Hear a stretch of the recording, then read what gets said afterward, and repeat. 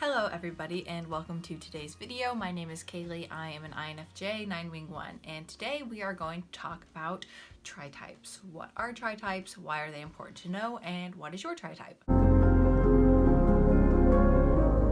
This question of TriTypes has come up a lot in my recent appointments, so I thought I would just make a video about it. So, TriTypes. Quickly to try to just boil down all the information and make it easy to understand. That way we can just know it and be done with it, and you can apply it and I can help you with it later if you'd like to, or you just know it and get a solid foundation with it. TriTypes is this idea that everyone has their main type, and then everyone has 3 predominant types, one from each group, from the thinking, feeling, and doing group, and that makes up another aspect of your personality. So why it's important to know your TriType is because it gives you a more in-depth look at yourself and others, because if you're struggling to identify with every aspect, or you feel like there's more sides of yourself than what is described within the 6, well, that's because there probably are, Everyone isn't just put in this box of exactly how you are. There's more aspects, and so along with the wings and the subtypes and where you go in health and stress, and then what level of health you are at, there's going to be a lot of differences, and TriTypes are just another aspect of that. So knowing if you are a type 6, so that is your thinking type, that you are a type 6. And then out of the 8, 9, and 1, what are your doing type? Like, what is your doing type?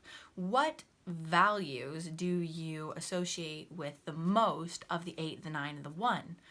Is it blah, blah, blah, whatever. You figure out, I could actually be this one. Maybe I am. If you feel this pull or this draw or this inclination, other people might mistake you for this type because you have similar values to that type.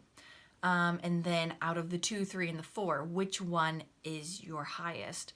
And so then after you have those 3 numbers, you see in order which one is higher. Usually you know what type you are. So if you're a 6, then say 8 is your highest doing type of 8, 9, and 1, and 4 is your highest shame type or feeling type of the 2, 3, and 4, well then you are a 6, 8, 4, or a 6, 4, 8. Which one, 8 and 4, comparing those two, now you have the formula of how to find your own TriType. And so it can be complicated for the 6, the 9, and the 3 because they have their branches into each group. And so sometimes they might think, well, because I go to this place in health and stress, then that means, those are my types. But that's not really, that is where you go in health and stress. So not just where you're going, leaning on for support, and where you're going when you're doing your greatest, it's what values do you have the same as these other types. And I think what's interesting about it is it can be, it's fun to think about, because you can think, okay, like, how do I dress? What are my hobbies? How do I feel when I'm bored? What do I think about social situations in general? And that can kind of expose your TriType a little bit more of what would other people confuse me as or think I was, or what did I struggle on thinking maybe I'm this type or that type.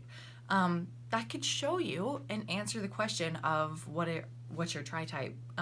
Because, so I had a wedding that I went to in the spring, and somebody knew about the Enneagram. A couple of the girls, some of the bridesmaids knew about the Enneagram, and I was helping them set stuff up, and we were all talking, and they were asking me all kinds of questions about it.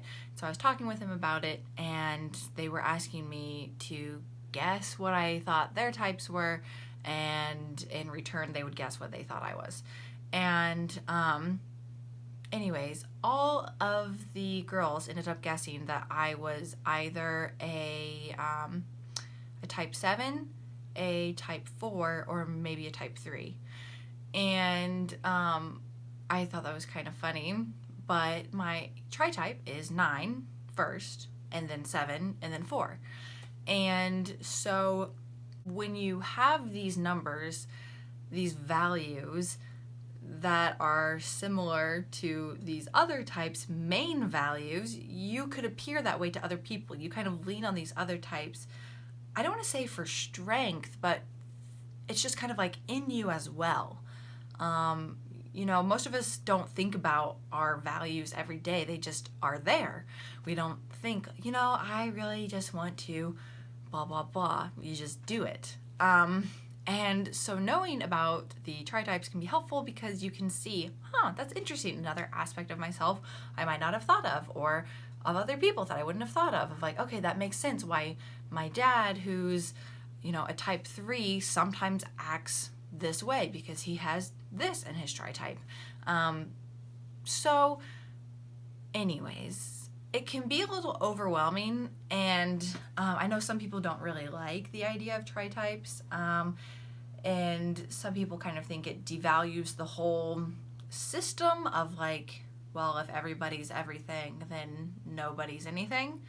But that's not, I wouldn't say that's accurate. I think everybody is more deep than just one thing, and so you have multiple aspects that make up the patterns that you might find yourself in and the values that you inherently have.